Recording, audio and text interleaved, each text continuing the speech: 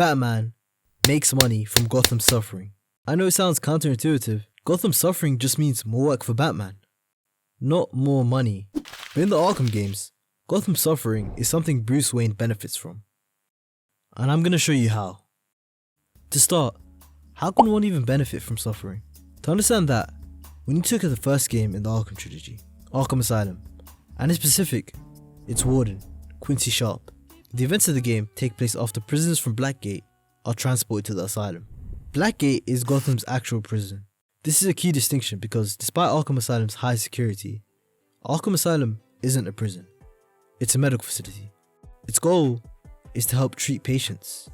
And don't just take my word for it. Warden Sharp echoes this, going as far as alluding to a cure for the Joker. Joker is our most challenging patient. Curing him will cement my reputation. Inform Dr. Young her patient is here. However, we find out those words about rehabilitation and a cure are quite hollow, because as we play the game, we see the asylum for what it is, which is a place to punish and sometimes even torture patients. In Harley Quinn's boss fight, we see electric floors clearly meant for crowd control, and at first, it's cathartic to punish supervillains. But it's important to remember, not all of these guys are supervillains. Like, you don't think Grunt 46 could go back into society and work a 9 to 5? Well, Arkham Asylum certainly agrees with you, because that's how patients are treated. It doesn't even seem to make an attempt to accomplish its goal of rehabilitation. And that just means a more dangerous Gotham, because any patient who leaves the asylum will almost certainly end up going back, because no genuine attempt to help them readjust to society has been made. Even the facilities themselves are in a state of decay. For example, the medical wing has tiles falling off the wall. It looks like it's been stuck in time for 50 years. And I don't think it's due to a lack of funding, because there is evidence of private investment from Bruce Wayne himself to help develop the medical facility. But if the medical facility is in that state, where did the money go? And the answer to that is the warden.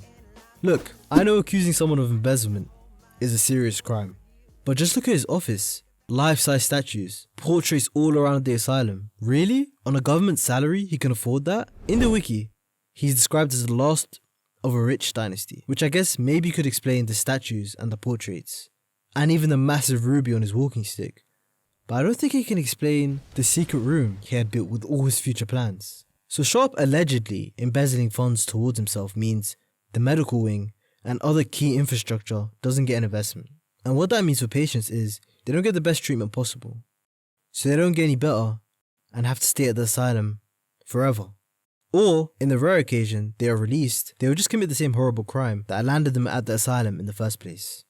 So how does literally any of this connect to Batman? Well, to start, look whose name is plastered on every wall: Wayne. Specifically, Wayne Tech and its security gates. Since the asylum is government owned and funded through taxes, that means Wayne Tech has acquired a government contract. Big billionaire businesses actually love government contracts because they typically mean guaranteed payment and, most importantly, low competition. As the asylum is already used to Wayne Tech, any more tech-related security contracts will most likely also go to Wayne Tech because they're already integrated in the system. That also means once a console breaks due to a breakout, they have to buy one again from Wayne Tech, which I imagine is quite expensive. So effectively, the asylum being run into the ground by Warden Sharp means more chaos. But the asylum being in that very state of chaos means Wayne Tech gets broken and has to be replaced, which just means more money for Bruce Wayne. The Arkham City project, an open-air prison with Gotham's most dangerous criminals. Arkham City isn't just a bigger prison, it actually combines the asylum's patients and Blackgate's prisoners. The one who authorized the Arkham City project is the new mayor of Gotham, Quincy Sharp. Yes, the same Quincy Sharp, who after his catastrophic failure at Arkham Asylum was able to spin that into a story of him containing the incident. So, I guess this is what they call containment in Gotham City? A key part of context for all of this is that this was always Quincy Sharp's plan. If you actually enter the secret room in Arkham Asylum, you'll see literal blueprints for Arkham City.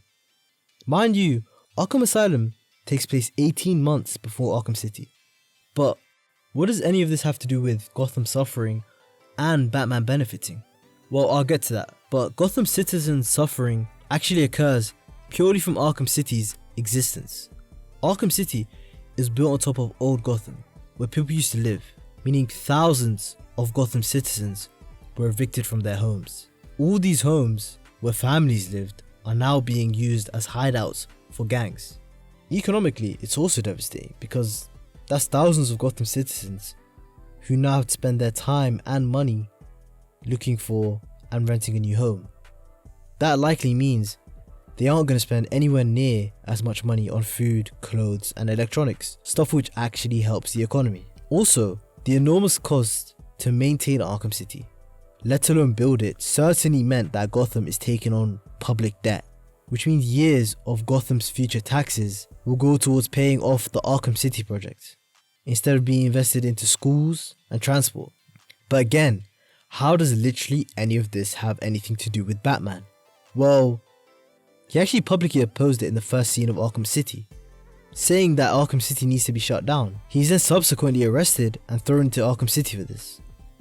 But despite this, Arkham City is littered with Wayne Tech. So that means his company signed contracts on a project that Bruce Wayne opposes publicly. Today, I'm starting the campaign to close Arkham City and make Gotham safe again.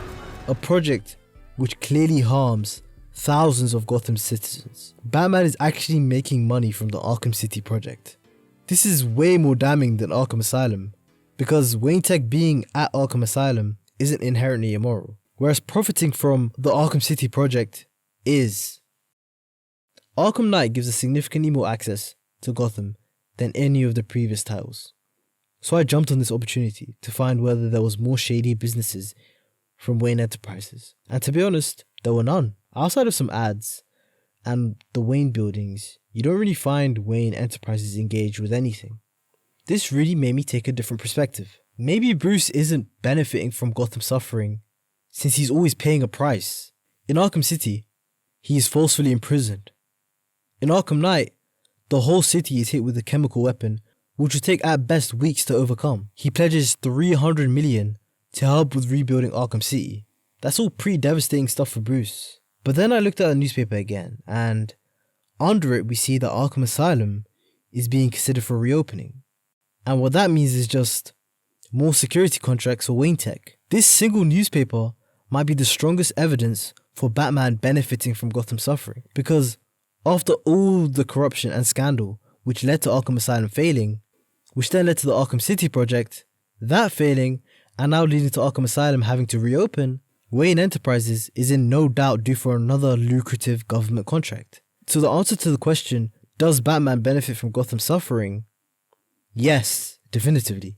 But it's not him causing it. It seems like he really tries to use his wealth to help improve Gotham. But every time Gotham has failed in these games, Wayne Enterprises is almost always there to charge for their tech and services.